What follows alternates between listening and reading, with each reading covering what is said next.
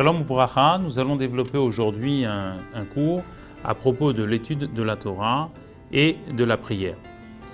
Pour cela, nous allons introduire une Mishnah que nous lisons dans la Tfila tous les jours, dans les Brachot, dans certaines communautés. Eh bien, on a l'habitude de réciter une Mishnah qui est intégrée dans les Brachot du matin, dans les premières bénédictions que nous faisons le matin à son lever. Donc nous allons réciter cette Mishnah, la traduire et soulever quelques questions. Et à la suite de cela, donc, nous allons expliquer, nous approfondir sur le sujet de l'étude de la Torah et de la prière. Nous allons lire la deuxième partie de cette Mishnah qui est ramenée dans le traité PA. Il est marqué « Elu dvarim she'adam ochel perotehem ba'olam hazeh ve'akeren kayemet la'olam haba » Voici plusieurs sujets dont un homme profite des fruits dans ce monde-ci, mais du capital de l'édifice qu'il aura construit à travers ses bonnes actions, eh bien il en profitera dans le monde futur. Quelles sont ces choses-là? Quels sont ces bons comportements, ces comportements vertueux? Et la Mishnah dénonçait Kibud Avaim, le respect des parents, Gmilut Chasadim, de faire du bien avec autrui, de faire de la tzedaka par exemple, de rendre des services à son prochain, Ve'ashkamat Bet HaMidrash Shacharit Ve'arvit, le fait de se lever tôt et d'aller rapidement à la synagogue pour les prières du matin et les prières du soir, Ve'achnasat Ochim, le fait de recevoir des invités, Ubikur Cholim, de rendre visite à des malades, Ve'achnasat Kala, aider des jeunes gens à se marier, à se monter, Ve'alvayat Hamet, de se rendre à un enterrement. Et plus particulièrement, voici la mitzvah sur laquelle on va aborder notre sujet d'aujourd'hui, Iyun Tfila, la prière, le fait de s'approfondir dans la prière.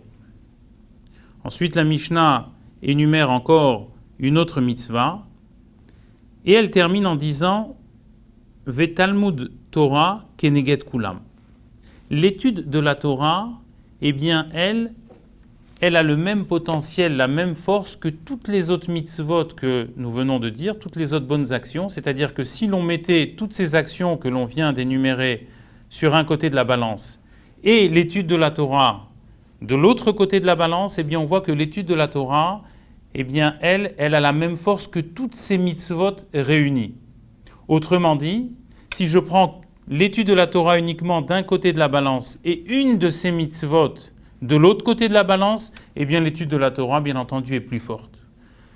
Où je voudrais en arriver aujourd'hui, eh bien c'était de vous dire que il semblerait que de cette Mishnah, l'étude de la Torah est plus importante et plus forte que la prière, que Iyun Tefila. Donc nous pouvons en déduire de cette Mishnah que grâce à l'étude de la Torah, eh bien, on pourrait, bien entendu, ce n'est pas le verdict final, mais on pourrait comprendre qu'on pourrait se suffire dans le service divin uniquement de l'étude de la Torah. Et d'ailleurs, pour expliquer cette idée que l'étude de la Torah est plus forte que toutes les autres mitzvot que nous avons énumérées préalablement, pour expliquer cette idée-là, le Rambam explique que pour quelle raison l'étude de la Torah, elle a le même potentiel, la même force que toutes les autres mitzvot que nous avons énumérées tout à l'heure, le fait de respecter ses parents, de faire la charité, de monter des jeunes couples, etc., etc. Pourquoi? Parce que l'étude de la Torah, eh bien, elle a cette force de nous amener à faire toutes ces mitzvot-là. Lorsqu'on étudie la Torah, dans toute son immensité, eh bien, on va s'apercevoir qu'il existe un grand nombre de mitzvot. Il existe la mitzvah de charité, la mitzvah de faire la tfila, et les autres mitzvot que nous avons énumérés, et encore d'autres. Et donc, en s'approfondissant dans l'étude de la Torah, eh bien, on va s'apercevoir qu'il y a d'autres choses à faire. Et l'étude va nous amener à faire ces autres choses. Or, si je fais que la mitzvah de tzedaka, eh bien, la mitzvah de tzedaka, elle va m'amener à faire que la mitzvah de tzedaka. Elle n'a pas cette force qu'a l'étude de la Torah. L'étude de la Torah, elle nous amène à toutes les autres mitzvot. C'est la raison pour laquelle donc le Rambam, à travers le passage qui est ramené dans le traité Kiddushin, eh bien, nous dit que Talmud Torah Keneged Kulam, l'étude de la Torah a cette force supérieure à toutes les autres mitzvot, puisque elle nous ramène à faire toutes les autres mitzvot. Donc ça, c'est le premier point. Deuxième point, dans d'autres sfarim, dans d'autres livres, d'autres commentateurs nous expliquent l'importance de la tfila, l'importance de la prière. Et là-bas, on nous dit que la prière a une qualité supérieure par rapport aux autres mitzvot de la Torah, et bien entendu par rapport à l'étude de la Torah. Quelle est cette particularité ? La particularité, c'est que la prière, elle peut pardonner, elle peut exercer le pardon sur un juif, sur un ben Israël. Chose que l'étude de la Torah ne peut pas faire. Comment la prière peut réaliser cette chose-là ? Bien, nous savons que la prière, en réalité, elle, vient remplacer les sacrifices que l'on faisait à l'époque du Beth Amikdash, à l'époque du Temple. Ces sacrifices que seuls les Kohanim pouvaient, eux, amener, étaient habilités à amener. Et une des particularités, un des facteurs que le sacrifice avait, c'était d'être mechaper, d'exercer le pardon, d'avoir ce pouvoir de pouvoir pardonner l'individu, d'avoir commis une faute. Or aujourd'hui, qu'est-ce qui remplace le korban, le sacrifice, puisque nous n'avons plus le temple, c'est la prière, c'est la tfila. Et donc on voit que la tfila, elle a une force, une particularité qui est au-dessus de l'étude de la Torah. Et donc les commentateurs de la Torah nous disent qu'il y a une contradiction. D'un côté, on voit que l'étude de la Torah, elle est supérieure, mais d'un autre côté, on voit que la tfila, elle a aussi sa supériorité. Comment comprendre cette contradiction ? En réalité, nous allons expliquer que l'étude de la Torah d'un côté et la prière de l'autre côté sont deux pôles importants et étroitement liés dans la vie d'un juif. C'est-à-dire qu'il n'y a pas une mitzvah, l'étude de la Torah, qui est plus importante que la tfila, ou la tfila qui est plus importante, mais toutes les deux ont leur importance et sont complémentaires. Et donc pour répondre à tout cela, on va expliquer, d'après la philosophie chassidique, on va expliquer l'importance de l'étude de la Torah et l'importance de la tfila et leurs particularités. Alors, dans un premier temps, la tfila, elle, eh bien, c'est un travail qu'on demande à l'individu, à un juif, d'exercer, de réaliser. Et ce travail, il le fait de lui par rapport à son Créateur, quel que soit son niveau. Le juif, il est ramené à lui-même, et donc il exerce un travail, il essaye de s'élever, de se raffiner, de se rapprocher vis-à-vis de son Créateur. Comme il est expliqué, le mot tefila, prière, en hébreu, vient du mot tofel, qui veut dire se lier, s'attacher. Donc la tefila, c'est quoi ? C'est cet attachement, ce lien, cette fusion que l'on doit avoir soi-même vis-à-vis de son Créateur. Et donc, quel que soit le niveau du Ben Israël, quel que soit son niveau, eh bien lui, il doit essayer de faire des efforts et de s'élever, de se raffiner tout au long de sa vie pour se rapprocher au maximum de son Créateur, du bon Dieu. Par contre, l'étude de la Torah, elle, eh bien, c'est un travail différent.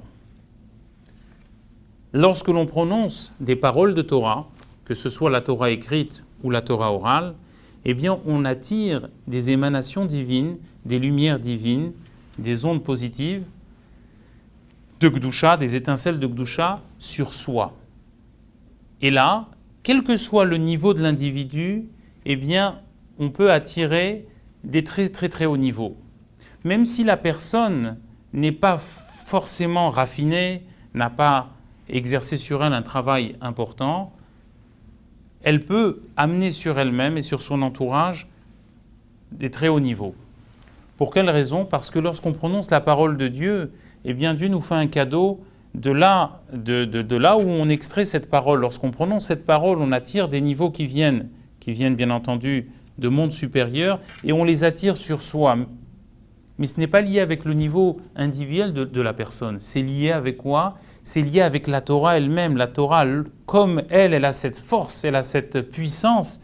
cette énergie. Donc le fait de lire le mot de la Torah, ça nous permet d'amener des niveaux sur soi exceptionnels. Et donc c'est un travail qui est différent de la tfila, c'est un travail du haut vers le bas. Alors que la tfila, c'est un travail du bas vers le haut. Maintenant, ces deux services divins, qui sont les deux services fondamentaux d'un juif dans son quotidien, sont étroitement liés. J'ai besoin de l'un et j'ai besoin de l'autre. Lorsque je fais la tfila, lorsque je me raffine, eh bien, on réalise ce qu'on appelle, dans l'étude de la chassidoute, on réalise un kéli. On fait un kéli, c'est-à-dire un réceptacle. Je fais de moi, de ma personne, lorsque je prie Dieu, je me raffine, je comprends ce que je dis dans le texte, et de jour en jour, j'essaye de me raffiner, de raffiner mes pensées, de m'élever, de me rapprocher de Dieu par des bons comportements, etc., etc., eh bien, on réalise de soi un réceptacle. Et ce réceptacle, il va servir à quoi? Il va servir à ce que lorsque je vais étudier la Torah, eh bien, cette Torah-là, ces émanations, ces flux divins dont on a parlé juste avant, eh bien, vont pouvoir s'intégrer en moi. Ils vont pouvoir rester dans la personne du Ben Israël, du Juif, et ne pas s'échapper. Bien entendu, on peut étudier la Torah, on peut comprendre la Torah, mais si on n'est pas soi-même un bon récipient pour recevoir, un bon contenant pour recevoir cette étude, alors malheureusement cette étude risque de s'évaporer. Bien qu'il est dit par ailleurs dans la Torah que mitor shelolishma balishma, il est évident que si on étudie la Torah uniquement d'une manière scientifique pour s'enrichir de connaissances, il est évident que la Torah, elle va, au bout d'un certain temps, exercer une influence de sorte à ce que l'individu va faire tchouva et donc il va se rapprocher de Dieu. Mais au-delà de ça, dans le service quotidien d'un juif, une fois qu'on a compris qu'on doit se rapprocher de son Créateur, eh bien, il est indispensable pour que ces flux divins, ces brachot, ces bénédictions divines s'intègrent dans la personne, il est indispensable qu'on puisse faire de soi-même un bon récipient, un bon réceptacle pour recevoir. Et lorsque l'on s'élève dans la tfila de niveau en niveau, de niveau en niveau, et dans l'étude de la Torah à ce moment-là, eh bien la Gdusha elle s'installe.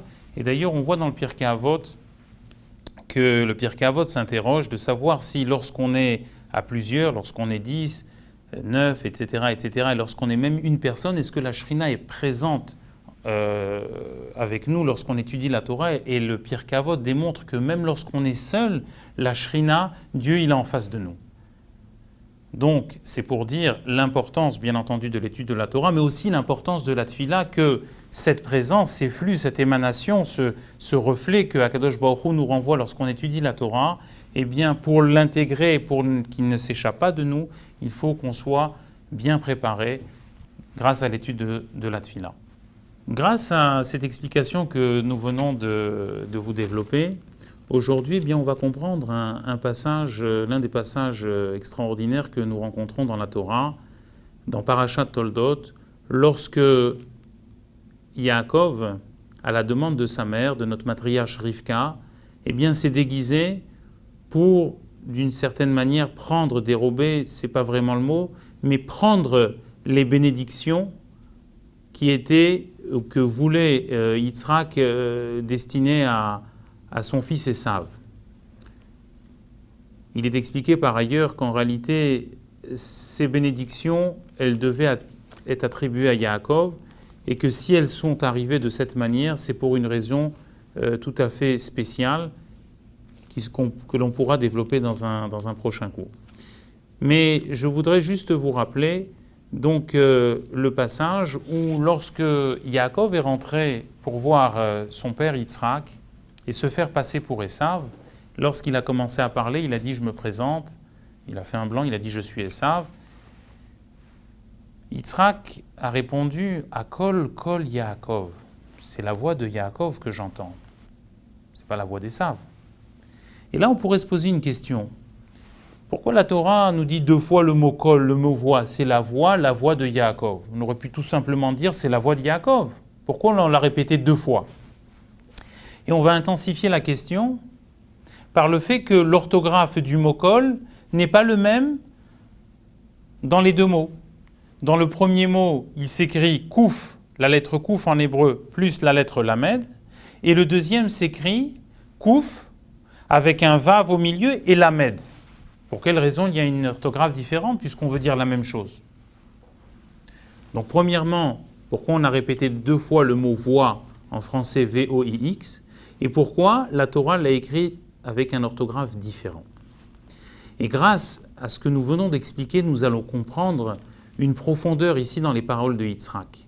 C'est que lorsqu'Yitzhak a entendu la voix de Yaakov, et d'ailleurs Rashi nous explique ici que ce n'est pas le son de la voix qu'a relevé Yitzhak, c'est la manière de parler.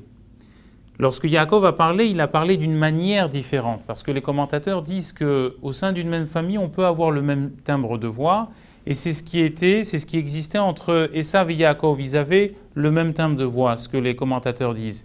Et lorsqu'il a dit à Kol Yaakov Yitzhak, en fait, il relevait la manière. Il a dit, mais cette manière-là, c'est la manière de Yaakov de parler. C'est une manière raffinée, posée, c'est pas la manière de Esav. Mais derrière ça, on peut dire quelque chose de plus profond. Lorsqu'il a dit à Kol Yaakov, il a entendu dans cette voix, il a entendu qu'il se cachait dans cette voix deux pôles fondamentaux dans le peuple juif, deux pôles importants dans le service, dans le travail du peuple juif, c'est, comme on dit, Kol Tfila, la voix de la Tfila, et Kol Torah, la voix de la Torah. Il a entendu que derrière cette voix se cachait tout un travail de Tfila, tout un travail d'étude de la Torah. Et c'est ça ce qu'il a dit. Et c'est pour ça que la Torah le répète deux fois, Kol Yaakov. Pourquoi on répète deux fois? Pour nous dire, mais dans cette voix-là, j'entends la voix de la Tfila, j'entends le service d'un juif de la Tfila qui s'est travaillé, qui s'est raffiné, j'entends l'étude, l'immensité de l'étude de la Torah. Et d'ailleurs, c'est ce que plus tard, Rashi va nous dire que quand Yaakov est entré, Yitzhak, il a senti les bonnes odeurs du Gan Eden. Donc ça se complète avec cette explication que nous venons de donner. Maintenant, pourquoi l'orthographe est différente dans le deuxième mot Kol, il y a un Vav, parce que justement le premier mot Kol symbolise la Tfila, le travail du bas vers le haut, et le deuxième mot Kol symbolise le Limud HaTorah. Et le Limud HaTorah, c'est ce qu'on a dit, c'est l'émanation du haut vers le bas. Or la Chassidut explique que l'émanation du haut vers le bas se symbolise par la lettre Vav. La lettre Vav, c'est un trait que l'on fait du haut vers le bas. C'est ce qu'on appelle la Hamshacha, l'émanation, l'attirance. Et c'est pourquoi le deuxième, il a un Vav au milieu. C'est justement pour cela, parce que on parle de l'étude de la Torah. Et c'est ça ce que Yitzhak a voulu dire, à Kol Yaakov, derrière cette voix, j'entends quelque chose de plus profond, j'entends tout le service d'un bon juif sur terre. Et juste entre parenthèses, vous savez que scientifiquement, on a développé cette idée que les aveugles ont un sens plus développé que les personnes voyantes, notamment dans l'ouïe. Lorsque l'aveugle entend quelqu'un, eh bien, il peut déceler si la personne est honnête. Il peut déceler certaines choses qui peuvent être tortueuses, si la personne elle est droite. Cela a été prouvé scientifiquement. Et ce qu'on veut dire ici à propos d'Yitzhak, lorsqu'il a écouté la voix de Yaakov, c'est un petit peu dans la même idée, c'est-à-dire que dans le son de la voix, eh bien, se cachait quelque chose de plus profond, comme nous l'avons dit, la prière et l'étude de la Torah. À très bientôt, au revoir.